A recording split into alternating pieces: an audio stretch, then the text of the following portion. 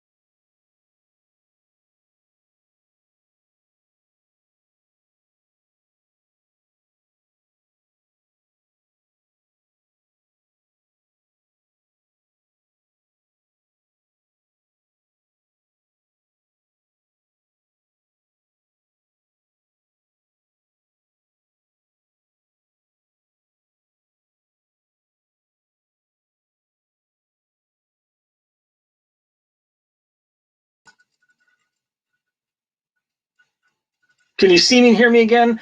All right, so lesson learned. Yeah, everything completely froze in my end and then crashed. So I'm not going to be able to share the screen with you because something's going on. StreamYard is just falling apart here.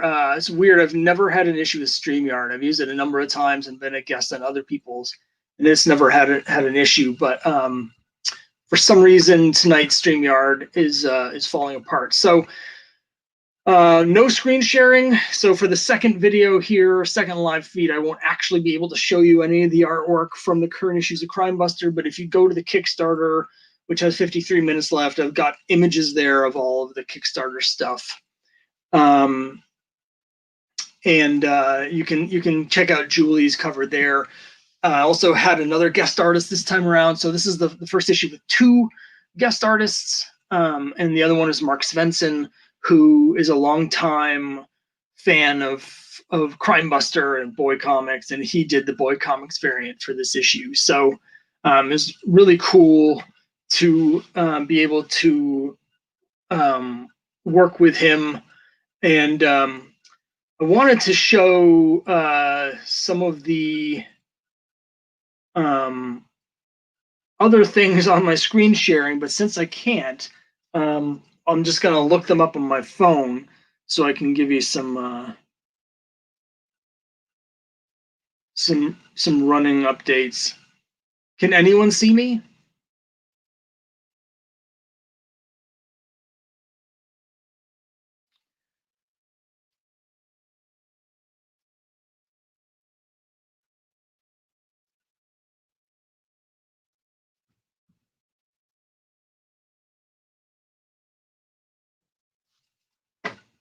Let me try typing in here.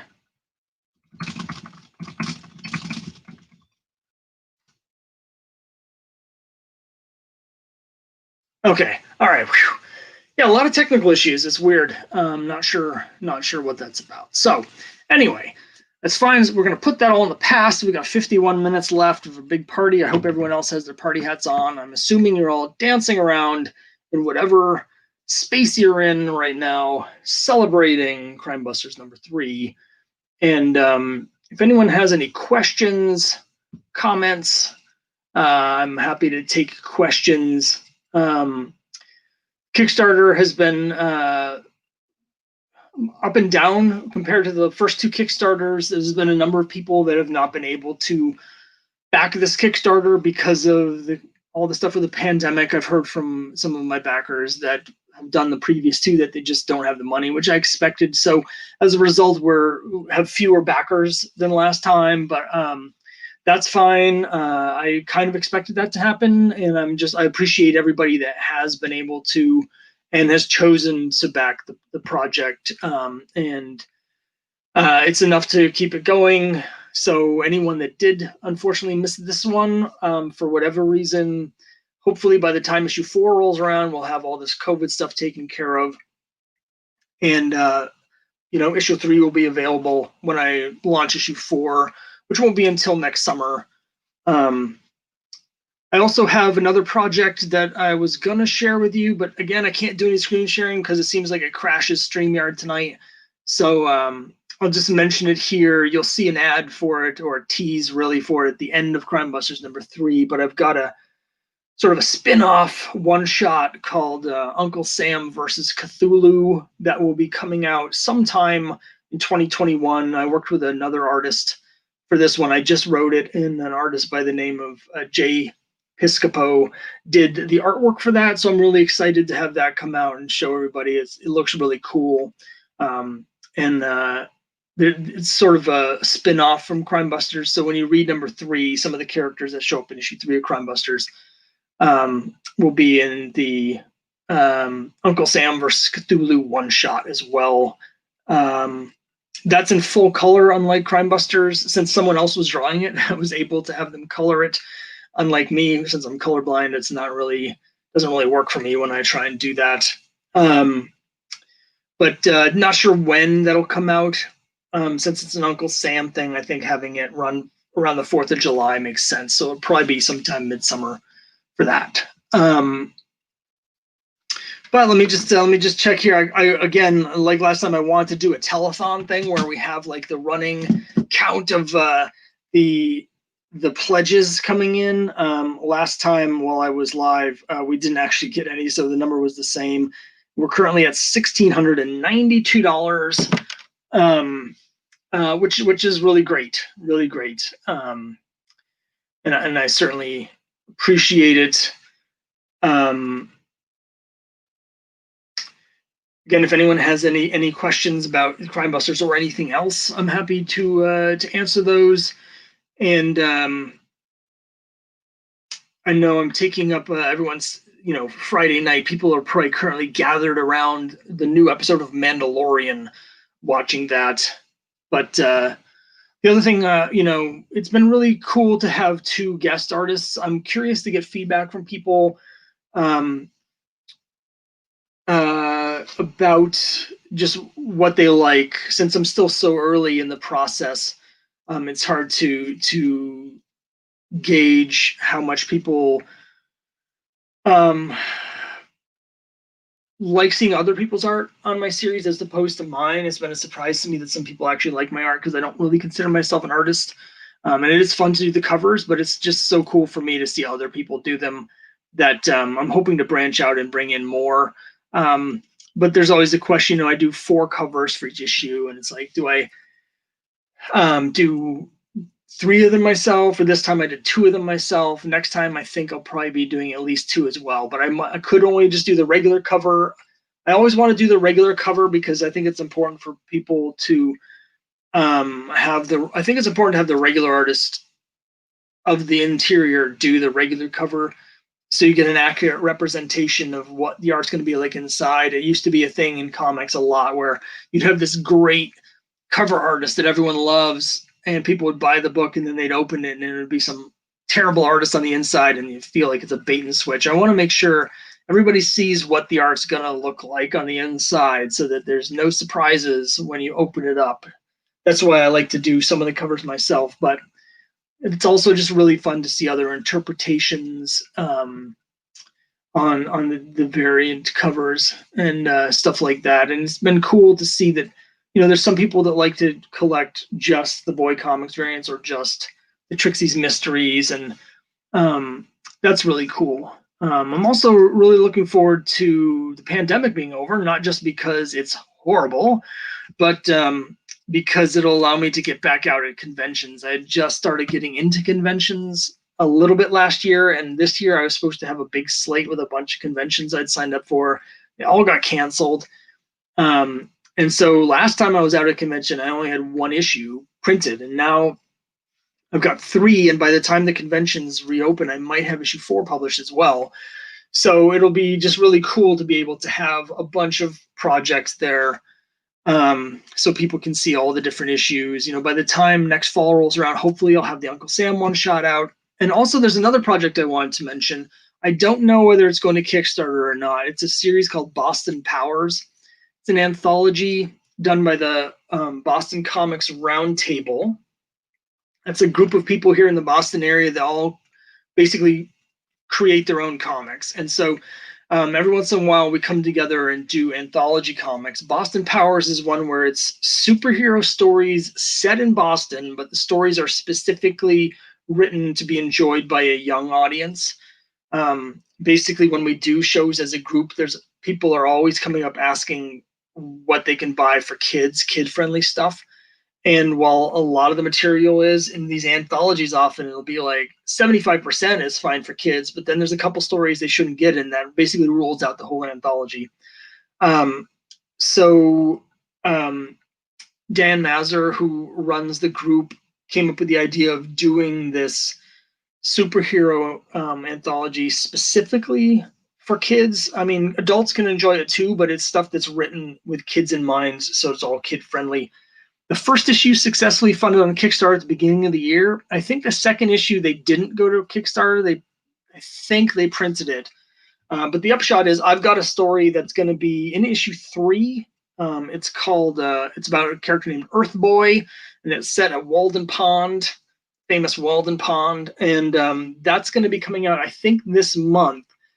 once I learn more of the details, I just discovered this today because I wrote the story way back in January, and I just learned today that it's actually finally ready to go to print. And so I haven't seen any of the other stories in the issue, but once I have more details, I'll certainly let everyone know where they can get it. I'm excited to see it myself. It's just really cool to, again, to work with another artist and to just sort of branch out a little bit from the Crimebusters universe and do something new and something something different. Speaking of something different, I'm not sure where it is here, but there's a couple late additions to the Kickstarter for anyone who has looked at it early on in the running. I added a new level of add-ons where you can, for $5 each, I'll draw cards. They're like blank baseball cards that I have, and so I'll do like a quick sketch on those for $5 each. Any character, doesn't have to be Crimebusters. I added that as an add-on. I will say that there's been some issues with the add-on system at Kickstarter is beta testing a new thing where you can do the add-ons through Kickstarter as opposed to through a third party. And I'm part of the beta test, which has been mostly great, but I've had some issues come up. And one of them is that this add-on that since I added it to the Kickstarter late, not everyone is seeing it. I think people that backed me before I put that in there, it's just not showing up as an option. So if anybody wants that, and you're not able to add it as an add-on, just let me know. It's $5 each for the sketch cards, and I can draw anything you want. Just get a quick drink here.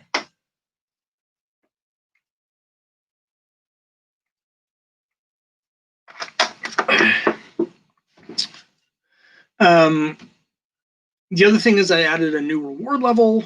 It's a really high reward. It's a CGC sketch cover that I did. I've decided to put it up there just in case someone wanted it, and I put it at a really high price. It's one of a kind, but also if you want me to draw a cover for you, there's options to do it. They won't be CGC graded. I was just sort of doing this to see how the process worked, and it is cool.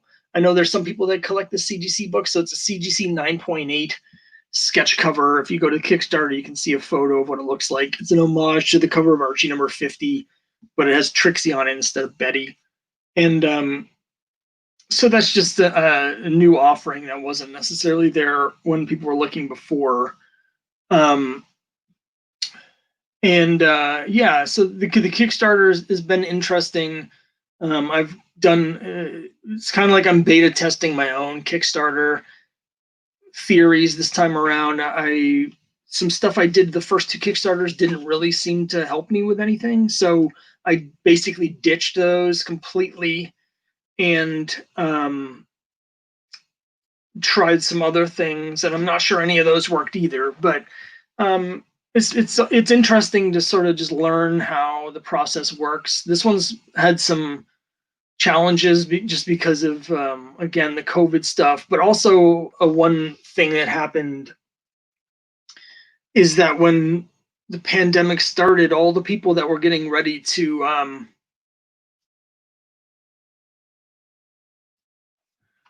well, thanks very much. I don't actually have anything up on the screen, so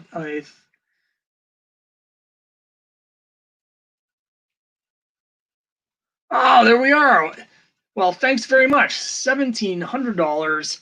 That's the last stretch goal. So that your generous donation, and I want to thank you. Honestly, I know I've texted you individually, but it really means a lot to me, all the support. The stretch goal is $1,700. So by hitting that, that allows me to send everybody who's pledged this 3 free complete comics. I know some other comic creators that have projects on Kickstarter. And last time when I did issue 2, there were these people that I teamed up with to cross promote, and basically they've generously allowed me to give out for free those issues that they had kickstarted at the beginning of the year. So it's Secrets of Willamette #1, Diary of Night #1, and Sentinels 268. There'll be digital editions of all of those, all 3 complete comics will be sent out to all backers since we hit the $1,700 stretch goal. So thanks. I really appreciate it. I hope you enjoy those, and I hope the other 69 backers are also thankful, because now they're going to get like so many comics. They're just going to be buried in comic PDFs. But so thank you. I really appreciate that. I was just talking about the Kickstarter and just saying, when the pandemic started, there were all these people that were about to launch their comics. And so Kickstarter in general, it was just like overnight, half of the projects disappeared because people were afraid to launch them because of the uncertainty of the economy. And basically what happened is, sometime around September, everybody started putting all those projects. So not only did it rebound to where it had been before, but now all of a sudden there's like this whole like glut of new comic books coming out, because everything that was originally going to come out between March and August is all coming out now. So like in a typical month, you would maybe get like, there'd be between like 180 to 200 live Kickstarters. I think when I launched mine, there were over 300. So there was like an extra 100 other projects competing for people's attention and money. So that's been a challenge. It's easy to get lost in the crowd right now. When I launched it, my issue 2, earlier this year before the pandemic, it was just much easier to stand out because there were so many fewer projects. Hi, Kyle. Thanks very much for joining. I really appreciate it. And I hope everything's going well with the recovery. And I appreciate all your support. You know, monetary support's great, but it's what's really important to me, and what I appreciate from everybody is just the overall, like the moral support. Just having any interest in the comic is exciting, because it's just something, you know, coming out of my head that I worked so long on. So I appreciate, you know, you watching the videos and giving me the thumbs up, because it really helps a lot, and I appreciate it. And I was just saying a little bit ago, I'm looking forward now to my Kickstarter. It's only got 36 minutes left. Then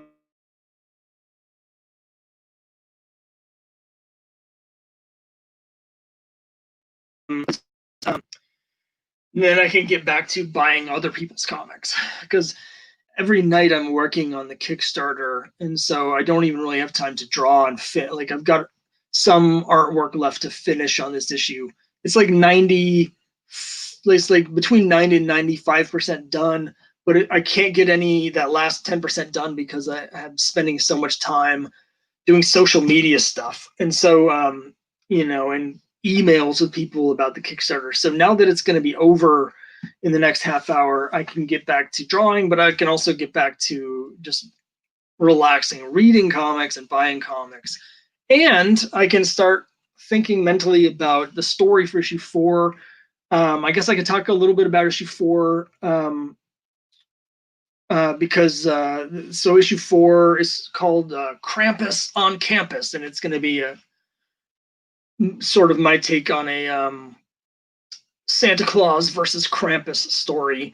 If you read the issues of Crimebusters, they do move forward in time. So the first issue takes place in September 1956 with a new school year starting, and then each issue basically is taking place a month later. So issue 2 is October. It's Halloween of 1956. Issue 3 takes place just before Thanksgiving. So it's about 3 weeks later. So it's in Thanksgiving of 1956. Issue 4 is going to be the Christmas dance. So it's going to be about a month later. It's going to be just before Christmas, 1956. And the story is going to be someone attacks. There's like a Santa who is like collecting gifts for the kids. And someone attacks him. And when they investigate, the Santa who got attacked tells them that the person that attacked him is Krampus. And from there, we'll get into it. There's also going to be some World War II stuff tying into it. I won't get into that, but yeah. So I'm really excited to get issue 4. I'm excited to do some of the school dance sequence actually, because one thing that I really want with the series is to have I want to show some of their school life, their college students. I want there to be sort of I want you to feel like they're at school and that they're students, and so I want to show some of their sort of day-to-day stuff, and I try to get little bits of flavor in with that, but it's hard because the mysteries take up so much of the space. But so having this sequence at the beginning of issue 4 where they're at the dance and they're just sort of being students, I can still get in a lot of like subplot developments and teases and set things up for the story during the dance, but really it's a lot of character stuff where I can sort of just show the characters, as the college juniors that they are. So I'm really excited to do that. And I'm also excited because the backup story is going to have Stu in it. He hasn't been in it since issue 1. He left the school after the events of issue 1 and he's back home recovering. So we're going to have the backup story where we go see what Stu is up to back home and how he's dealing with what happened to him in issue 1. And I'm really looking forward to that. I know Stu has a very small presence in the book at this point, but he's eventually going to rejoin the group. And when he does, he'll play a much bigger role. I mean, he and Vera are going to be supporting characters throughout, but I'm excited. I've got a lot of long-term plans for Stu, so I'm really excited to get him back into the group. Yeah, so I'm really excited to do issue 4. I mean, basically, as soon as they finish all the artwork and stuff and all the Kickstarter awards for issue 3, I'm immediately going to start issue 4. I'm trying to figure out what I want to do for the cover. Usually I do the cover first because then I can use it as for promotional stuff. And as soon as I am done with everything with issue 3, I'm going to do that. I'm hoping to have issue 3 completely done by the end of the month. It's just a matter of doing some coloring, and then I just have a lot of little tiny tweaks, just like moving the text up slightly, so centering the balloons, just making sure little tiny things like that. But it's those details that make the book feel like a professional book. It's like the book will be 95% right when I'm and then I need to do some just quick editing passes, but that last 5% that the editing passes do make the book twice as good because it just gets all the little details right. So and I've got to just finish the trading cards that people are getting as well, and then that's the only add-on that I have to do artwork for. I do have some digital wallpapers to finish. That's going to be mostly using some of the previous artwork that I've already created, but I need to format it for phone screens and for widescreen desktop backgrounds. Hi, thanks for joining me. Gratu Orloff. That name sounds so familiar. I should have Googled it. But it's an EC Comics thing, right? Am I wrong? You can tell me if I'm right or wrong. It reminds me of Spa Fawn. But thanks for joining me. Yeah, I was just talking about my plans for issue 4. Now, Gratu, I had told Gratu that I would show some of the artwork for my previous issues for the Crimebusters. I was planning on showing everybody, for those who joined late, I tried to show everybody the artwork for issue 3 by doing a screen share. When I did my launch video and I tried to do that, I thought it was working, and I spent 5 minutes talking about all the artwork that I was showing people, and none of it was being shown to anybody, but nobody said anything. I think everyone just assumed I was having a stroke and they just let me just ramble. This time I got it to work, except for when I did the screen share, it actually crashed StreamYard and completely shut down the entire thing. So I can't show anything from issue 3. If you go to the Kickstarter, I have images there, but I do have my copies of issue 2 and 1 here. So I can show those. For people that haven't seen them, I'll show the regular ones first. So I've got issue 1. Of course, I've got the blank. I had a bunch of blanks made up so I can draw sketch covers for people. At some point, I'm going to use some of these to bring to shows and have other artists that I'm a fan of draw covers for me, but I haven't had that opportunity, of course. Here's the regular cover of Crimebusters #1 with Chuck Chandler, Golden Age character. But of course, I did the Boy Comics variant, continuing the numbering. Everything's backwards on my screen. The Boy 120. This is an homage to issue 10, which I have here somewhere. Hold on, I got it. I'm coming. All right, okay. Just got piles of comics all over the room. So here's issue 10. And then here's my homage to it, where I replaced Iron Jaw with Death Mask, my villain for issue 1, and I replaced all the swastikas with the Cthulhu tentacles grabbing the earth. So that's my number 120.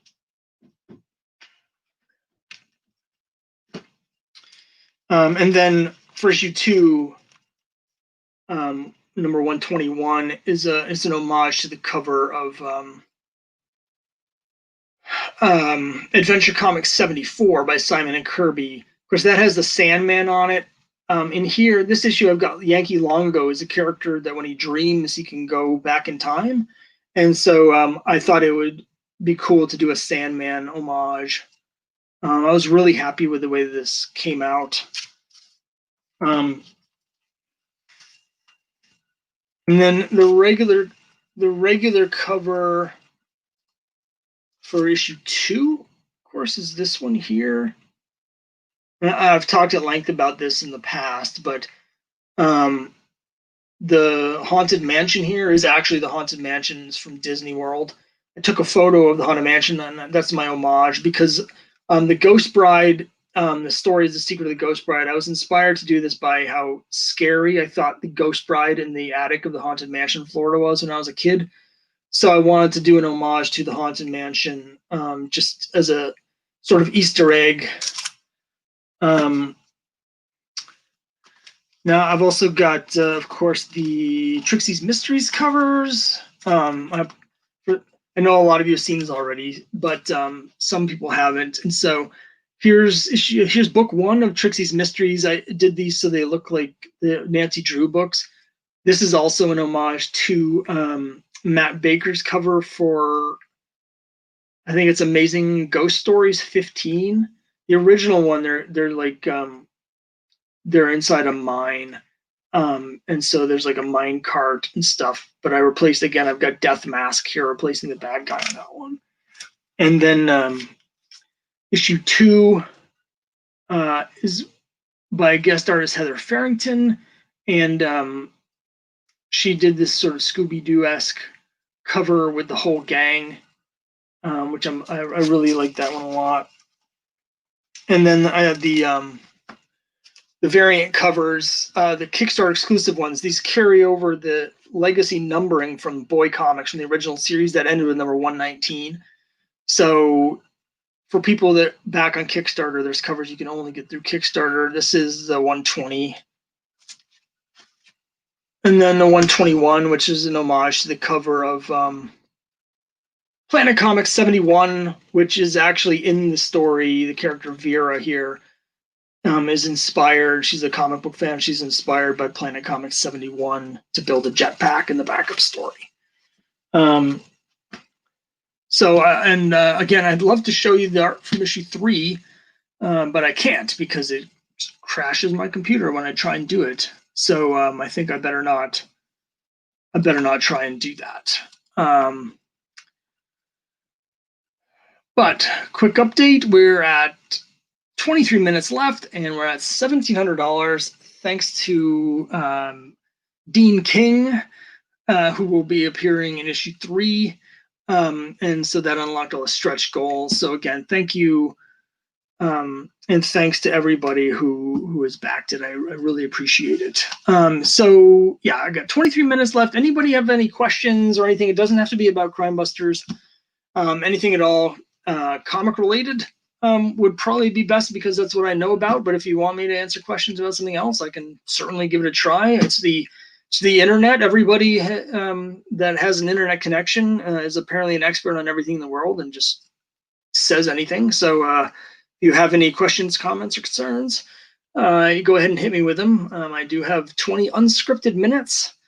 And again, I'm assuming everyone, I can't see any of you, but I'm assuming you're wearing your party hats and you're doing some dancing, some excited sort of party dancing. I imagine most of you are probably listening to sort of like a late era Cher is what I'm imagining, or perhaps something from the Mamma Mia soundtrack. But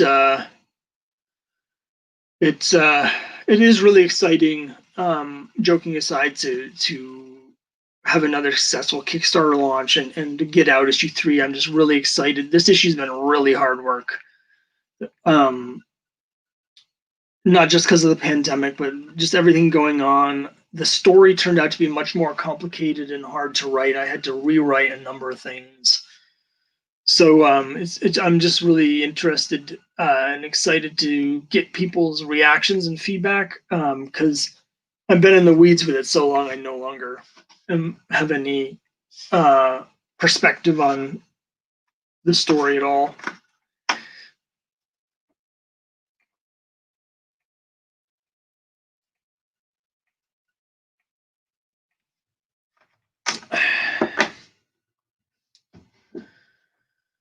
All right, I'm just getting hydrated. Maybe I should ask you guys questions. I can't actually see who all is watching. I can see that right now it's telling me there's 6 people, but I don't know if anyone has any big plans for Christmas, for instance. I had something for my Kickstarter I was gonna do that I thought would have been really fun, but there's just not enough time or energy to do all that stuff. I'll tell you about that in a minute. Kyle, do I want the Phantom Stranger number 4? Probably. I did see the message you sent me on Facebook, but I haven't had a chance to actually look at it because I just saw it before I came on here. I think we can probably figure something out. I took a quick look at the other comics you had there. There's a couple that I'd be interested in. I need to make my Omaha the Cat Dancer checklist and figure out what issues I have. I'm sure we can figure something out. Phantom Stranger, I'm getting pretty close to a full run of that. So it's always nice to check them off, especially since I haven't read most of them. But I love the character. What's at the top of my Christmas list? Well, let's see. It's been really hard this year to figure out Christmas. So the answer is I'm not really sure. Honestly, I don't know. There's a couple of comics I want, but those are things I really need to buy for myself. So I got a small bonus. Well, it was a generous bonus, really, from work, from my job for Christmas. And so for myself, I want to try and find myself finally a copy of Falling in Love number 99. My wife and I have been talking about trying to. We'd like to get out of the house, but it's hard to go on it anywhere. If we go on any kind of trip, it would have to be here in Massachusetts. We can't leave the state. And there's nothing to go see anyway because it's all closed. So it's a tough one, particularly because our wedding anniversary is the same week as Christmas. And so I'm trying to figure out anniversary presents too. I feel like we'll probably end up with a lot of promissory notes, a lot of, because we like to travel. That's our big thing. We really love to travel. And so we're probably going to end up getting each other stuff for future trips. But what exactly that's going to be yet, I don't know. I've been watching a lot of travel shows. We've been watching Amazing Race, and I've also been watching the Long Way motorcycle diary shows from Ewan McGregor, where they drive all over the world. And so I'm like starting to get a mental list of the countries I want to go to and the sites I want to see all over the world. So, hi Les, thanks very much for watching and coming back. I hope I had replied to your email about the Archie comics and the romance comics. I hope you got that. Once in a while, when I send emails from that email address, people don't receive them because they get blocked as spam. But since I was replying to yours, that should have gotten through any potential spam filters. So hopefully you saw that. And I really appreciate you watching. And hopefully, I know it's very late in England, so thanks very much for staying up. We've got I think I've got the whole world covered now because we've got K Titus from Japan here as well. So I guess the sun never sets on the Crimebusters YouTube empire. So thanks very much, Les. I really honestly appreciate you watching and watching all my videos.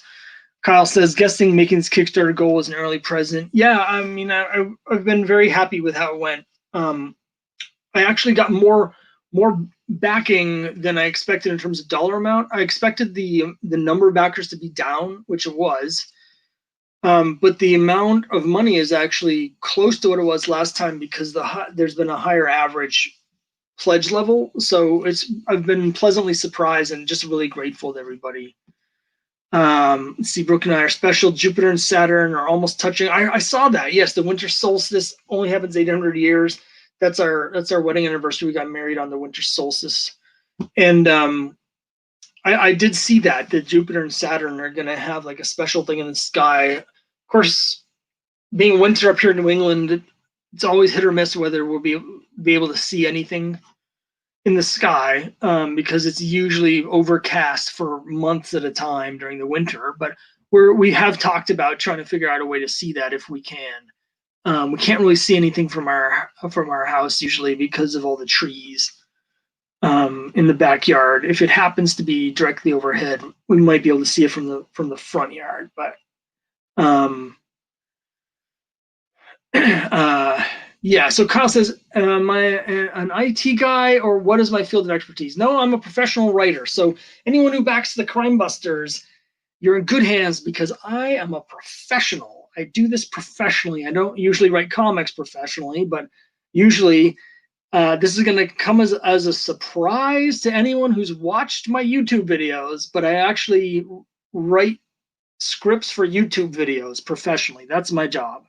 Is I write scripts for YouTube videos. So I actually am a professional YouTuber, and I realize there's been no evidence of that in any of my YouTube videos, but usually I'm not on screen or doing the editing of the videos. I'm usually just writing the scripts. So, and I don't even write scripts for my own videos. So as you can see, I'm just completely messing it up, but that's what I do. Kyle says long way around, long way down, and long way up. Amazing watches. Charlie Borman. There's a way for me to put this on screen. How do I do that? What do I do? Oh, look at this. This is the first time I've done this in a video, but now I've got to stand on my tiptoes. Charlie Borman has done a lot of travel stuff outside of just his doing jobs. Yeah, so I had heard about these these for many years. I knew about them when they first came out 15 years ago, but I never had a chance to see them, or when I did have a chance, I didn't remember it, So when I saw The Long Way Up was on Apple, I was like, okay, I'm gonna just get like a week's like free trial membership and I'll watch it. And so I watched The Long Way Up, and then I realized that the other two were also on there. So I watched them out of order. I watched The Long Way Up, and then I watched The Long Way Around. And now I'm halfway through The Long Way Down. I'm almost done. I'm enjoying them quite a bit. I like them quite a bit. It's funny because if I had seen them when they were coming out, I could have interacted with like the online community, see what other people are thinking. So today, now what I'm watching, I'm going to like Reddit to see what people are saying, and it's mainly a bunch of like grumpy motorcycle enthusiasts who are like, they're not hardcore enough. But whatever. You're never going to see me on a motorcycle, so I'm really just into it mostly for all the travel log stuff. But it is really cool to see the two of them together. So okay, Les Rigby direct. Okay, I'll try that one. Like yeah, as I mentioned, I had sent you an email, but it sounds like you didn't get it. So I'll send you another one. It might not be tonight, but I'll send you one within the next few days. And hopefully you'll get that one. I feel like I was gonna say something about a comic book. I just blanked on what I was gonna talk about. Um, any new helpers or recurring troublemakers that you're thinking about adding to Crimebusters? Yes, you'll be seeing some. In issue 3, there's a new. I'm introducing Granny Gumshoe. One of the Kickstarter exclusive variant cover has Granny Gumshoe, and she's got her own entourage. She's got the dog Jake, and she's got her granddaughter Lou, and so the three of them have their fly around on a Zeppelin, and we'll be seeing more of them. So this is the first time we're seeing Granny and her crew, but it's not the last. We'll definitely be seeing more Granny in future issues, and we'll be seeing more of like Louver and Squeaks, who appeared in issue 1. We'll be seeing them again in issue 5. So we'll be seeing more of them, and I do have some recurring. Yeah, I've got some recurring bad guys. I don't want to say too much about that, but we're gonna get to a point where we're gonna start to see some bad guys come back. I can't say anything else about it though. But yes, there's some recurring characters that are going to be introduced starting in this issue, in the next couple issues, people that will be returning at some point. So Kyle says it's hard to land the Longway DVDs for the U.S. region. Yeah, and I appreciate that you're doing that, because I'm skeptical about streaming. Like for video games, I try and, when I can, still buy the disc or whatever, because you don't really own digital content. You're just renting it, So I'm not a big fan of that. I'm looking forward at some point to getting the PlayStation 5. I'm probably not going to be getting one for Christmas. They're really hard to find right now, and that's okay. Sometime next year, I really want to play Cyberpunk 2077, and it makes sense, I think, to wait until I have a 5 to get that. So see, Kyle's volunteering to be the nefarious forehead villain in a future issue. I think we can work on the name. I think we can probably work on the name. Let me just check the Kickstarter now. We're down in the last 10 minutes. Drum roll, everybody. And we are at $1,700 and 70 backers. So it's exciting. Actually, when I did my last Kickstarter campaign, I didn't have any pledges on the last day, none at all. And so I've actually gotten 3 or 4 today. I think I've gotten 4 today. So that was a pleasant surprise. When I went to bed last night, we were at 66, and I was like, I hope we get 70 just because it's a nice round number, and we have. So I'm very happy with that. I'm happy we hit the stretch goal as well. So again, thank you. Thank you, Dean King, the Dean of Students. Speaking of a recurring helper, we may be seeing, I don't want to spoil it because I can't promise that Dean King survives issue 3. I don't want to spoil the story for issue 3, but if Dean King does survive issue 3, we might see him again in issue 4. There's my wife. Hello. Cyberpunk is Billy Idol's best album. I don't have any Billy Idol music, so unless when he had a single or something that was on at the time it came out, I don't think I would know about it too much. I've never played the original Cyberpunk role-playing game from the 80s that the new video game is based on, but I've heard, I know it's like a cult classic. I have some friends that are huge RPG tabletop people, so I'm familiar with the original source material. But mainly I just replayed The Witcher 3, the whole thing, and I'm really looking forward to seeing what those developers can do with that style game in a futuristic setting. So, yeah, I'm looking forward to that at some point. But we're probably ways off from any kind of like Crimebusters video game. I do want to do a Crimebusters board game in the style of Betrayal in the House of the Hill. It's not going to be like a direct analog. There's definitely some twists. My friend Matt and I have worked a little bit on just the basic planning for that, but it's just making the comic takes so much time. It's just really hard to devote any energy to developing the board game outside of that. So yeah.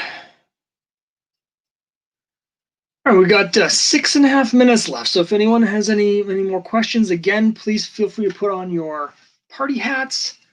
If you have any kind of countdown music, I should do like a Times Square style thing where the hideous mug slowly descends from the ceiling, like the crystal like ball for New Year's. But I don't have that set up. I should have thought of that. Thought of that. Chuck and Trixie, a steampunk special cover. We might be able to do something like that in the future. It'll probably be a little while since I have a steampunk cover this time around, but there were a couple things that I really wanted to do with the Granny Gumshoe cover that I didn't end up doing.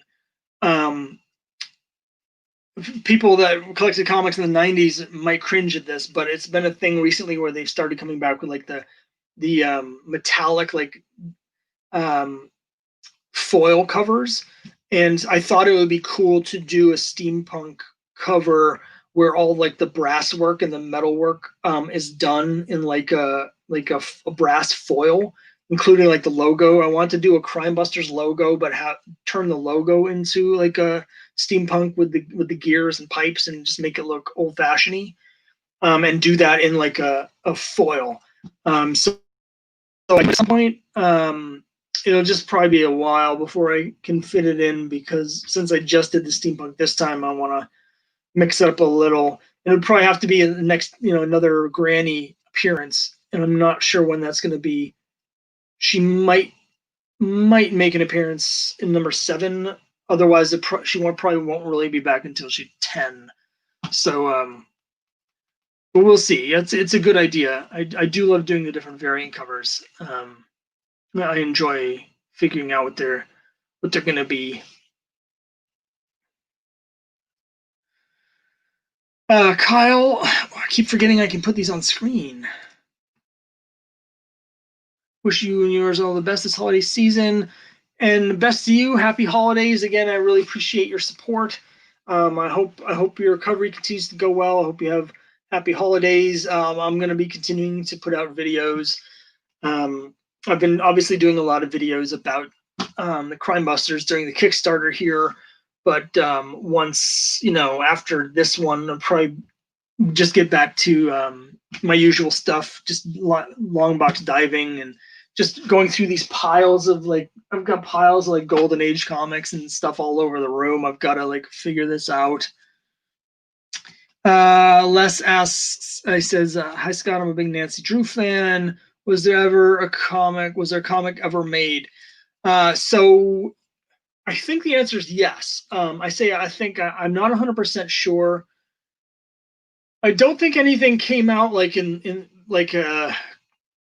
Gold Age, Silver Age, Bronze Age. I don't think there was any Nancy Drew comics. However, I know there were some Hardy Boys comics that came out in the early 2000s, and I have the idea in the back of my head that there was some Nancy Drew comics that came out sometime in the last 20 years.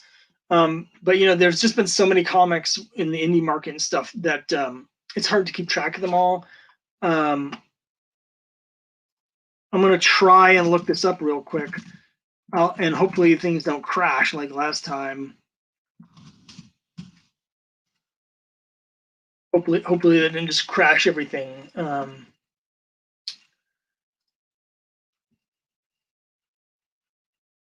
But yeah, so there were actually, it looks like they might currently be coming out. There's a company called Paper Cuts, and they have a lot of licenses for things like Smurfs and stuff like that. Their comics are not necessarily available in a lot of comic stores. They tend to put out like graphic novels or small graphic novels, like and they're like distributed through Scholastic or through bookstores. And so I'm seeing some Nancy Drew adaptations of the novels that are done in comic form from Paper Cuts. So they are out there, but I'm not aware of any older Nancy Drew books. Not like Scooby Doo had the comic starting in 1970. I don't think there's anything older. Kyle says long box diving is the best. I enjoy it. People seem to like them. I've got to do my last Boy comics, and I've got to do my last Wonder Woman, and once those are both done, I want to tie those up sometime this month. Then I can figure out what to do next. I've got a number of complete runs that I haven't really looked at in a long time, so it might be fun to go through like my complete run of Unknown Soldier or my complete run of Jonah Hex or Rom or something like that. So we might be doing one of those sometime in January or something like that. So, all right, just a minute and a half left. Let's check the big board. Drum roll, everyone. Put on your hats. Get ready. And $1,700. So I don't think we're going to be getting any more backers in the next 60 seconds. Just again, thanks very much to everybody. I really appreciate all the support. I appreciate you spending your Friday nights here. You could be with Gorgu or instead of me, and I appreciate that you chose me over Gorgu. Brookie Monster says Scott's best dreams about going through 50-cent boxes. That's absolutely 100% true. I have recurring dreams where I'm going through 50-cent boxes at either shows or stores, and they're always great right until I wake up, and then I'm like, oh, all that cool stuff that I just found in that 50-cent box, none of it was real. So those are good dreams. Those are good dreams, and I'm looking forward to being able to go back to comic stores and conventions and start going through 50-cent boxes as well. It's been quite a while at this point. So, and here we go. We just got a couple seconds left, counting them down, and it's done. It's done. I'm going to refresh the page. I think it's going to change to an officially funded page, and it is. It's officially done. Now it says 70 backers pledged $1,700 to bring this project to life. Woohoo! Again, just imagine that the creepy head mug is descending. It's just hit. Everyone dance around wherever you are. Throw your window open, lean out, and shout to the world that the Crimebusters got successfully funded. Streamers, string cheese, or however you want to celebrate. Just pour the champagne over your head. Rip your shirt off. Just, it's party time all across the globe now. So thanks again to everyone. I really appreciate it. I forgot to mention, this is the last thing I'll say probably, is I was originally going to be joined by another creator. There's another comic creator whose Kickstarter was also ending tonight, and we were going to do a joint thing for both of our fan bases. And so I should mention her. She was not able to come, but her Kickstarter is not over yet. It's called Black Ball by Melissa J. Massey, and that runs until midnight. So if you are still on the Kickstarter, feel free to look that up. She was going to join me, and we're gonna talk about her project as well, but she had to cancel at the last minute. So that's Black Ball by Melissa J. Massey. So you still got 3 hours to consider backing her project. So thank you, Kyle. Thank you, John, and thank you to my wife, and to Les, and to who else is here? Gratu Orloff, thanks very much. K Titus, I appreciate you joining me from all around the world. And I'm gonna close this off, and I'll see you next time. And for anyone who backed Crimebusters, we're currently still on schedule, so people will get their digital copies of number 3 sometime in January. Physical copies will probably be March or April. So thanks again, and